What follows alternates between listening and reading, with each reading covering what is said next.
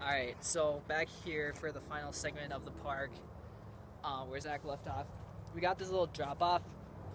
As always, it's not a big deal going up because it's easy enough to figure out where there's a step or a ladder. But if you're going down and you don't feel like the barriers, you just easily walk off and be like, oh shit! Alright. So then you go up here. And you're like, Skydiving shouldn't be a problem after them. Huh? and then you got this big ass step again. They got two. They got four. Yeah, these are kind of just like some giant ass steps. And what I don't like about me is that there's like a hole. Yeah, until you get to this one, it's like. I suppose they think, oh, okay, 6 feet is high enough for a kid to break to not break his leg. That's what's gonna happen though. They're gonna like, and any of these steps are gonna just go and crash their knees or their shins, depending on how tall they are, and they're like, ow. Yeah. Anyways, and then you got this thing. So if you, for some reason, if you think this is like a handle to a slide, this weird thing. Well, no, yeah. This bell-shaped thing. You're gonna be like, okay. Actually, it looks something like something else. And before it's too late, hopefully you realize it's not a slide. But then you're like, what's this rope? Oh shit! And then you start going down on your booty. Oh, that's a lot. Okay, I can't do this. I can't do this. And then going up is also dangerous if you're blind, because you might not realize where the step holds are. So you could be like. Luckily, it's not too slippery, but it's definitely gonna be a struggle unless you like get your toes on here. And then real quick, as long as we're down here, it's just messed up. They gave these kids way too much credit. Like even for like the general public, it's way too hard. Like how do you expect a kid to like get on here like and then be able to like do what's for, like. And I think this is for anyone, not just blind or handicapped. Well. Hopefully a blind person wouldn't attempt this because they would miserably fail. Yeah. Unless they were like extremely hand-eye coordinated. But it's like, even like for the general public, this was just a stupid idea because you gotta keep in mind, most of the kids that come here are probably like 6. And they're not gonna be like, oh yeah, Dad, let's just hop on this thing real quick and let's go. They're gonna be like, yeah, I think what they're going to do is they're going to try and like, oh, you think you can do it just your hands or can you just do your feet? I couldn't even reach this when I was 6. I was like, it was just way too hard. That is a pretty tough bar. Like, it's pretty high. It's like blended in because if you were tall enough, you could blend it in with like this stuff. But I mean, like, it's pretty high, but, you know, kids are like 7 feet tall these days. Yeah. So they could be running and just like, boom! And just fall and like probably get knocked out. Yeah, that's going to hurt. Now we're up here. So then we go this licorice ladder looking thing. Oh, it looks like Twizzlers. This is actually kind of dangerous going up because it's really narrow. You're basically holding on the side of the ladder until you get up here. You could just be like, oh! I don't know. Something stupid. It'll take time to learn, I think. I was scared of this ladder when I was growing up. It was scary of you. Nah, I was probably laughing at me all the time. You're like, ha! Haha, you can't do this. Little pussy. Anyways, but if you're going up like this long way, instead of taking the ladder, you could just come up here and just walk off and be like, oh my god, that was like 10 feet, dude. Ah, damn. Okay, we gotta think about the heights next time. I think, oh good. We gotta be accurate in our portrayals. True.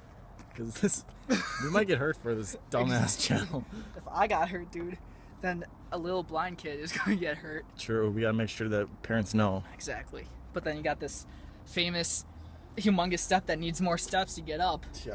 So then you're just like, oh, and kids might like pull their legs up and just push them head first down the ladder or the slide. Then you gotta feel with your feet like, oh, okay, yeah. Steps. This is dangerous because they're at least 20 feet in the air by now. Then you get to the top. This is a pretty smart idea. Like making sure that they're not gonna fall. They should make them taller, I think, because my waist goes through this and if someone pushing me, I could fall. Just be like, ah, shit. I just get out of here so you can sketch and sketch with the longer we wait. And then you got this. This isn't too bad. This is actually a pretty fun slide. So it's you're just pitch black on the camera, dude. That's cool. I'll come down with you. There's a lot of cuss words though. Like right up here it says "fuck you." Holy cow! I can't see it, but yeah. That's what I would like to see when I go down the slide. Right like, here. Fuck me! Oh, I feel. Oh, fuck myself. Okay, so we should get a camera. Ah, fuck! All right. Okay, that was separate.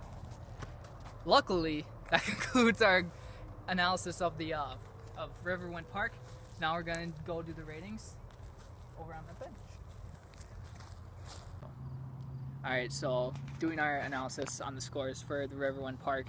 As always, we start off with kids in wheelchairs, and we're gonna give that rating a 5, which I think is like either tied for first or the highest score we've ever given a park so far, because mostly just because of how thoughtful the builders were with the ramps and the access to the swings. Like L.O. Jacob, the swing went directly, or the ramp went directly to the swing. Yeah. So even though there's 2 swings and the ramp only went to 1, it's still pretty, aware that there might be kids in the area that have wheelchairs. But the reason it only got a 5 was because there wasn't any actual ramps onto the equipment. Yep. So far Jefferson was the only park that we've seen with that, but that's just something to improve on for future parks. So.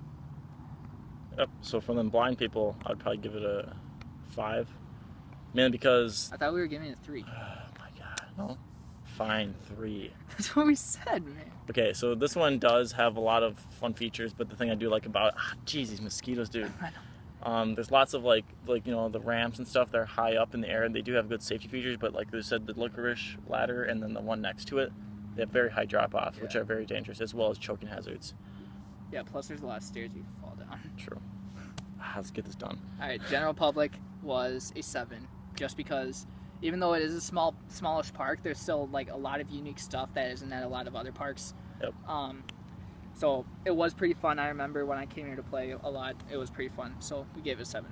And then for overall score, we gave it a 5 because so this one, it was actually, I don't know, maybe we should give it a 6 because there was a lot better things for all of them, even though blind people was actually a little bit of a lower score this time.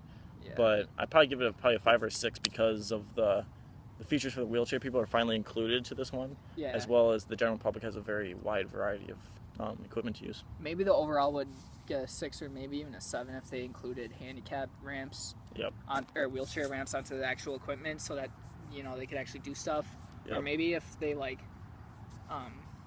just I don't know, whatever they could do to prevent you from falling down the ladders. Yeah, like guards on like the higher platforms or something. So this is Riverwind Park. It's next to the Teen Center in Coon Rapids off whatever street this is. It's Crocus or whatever. Yeah. Anyways, so this is Riverwind. If you guys have any suggestions to which parks we should do or suggestions to do what to review in parks on the videos, send us a message, subscribe to our channel on YouTube, and find us on Twitter at park_reviews. Thanks for watching.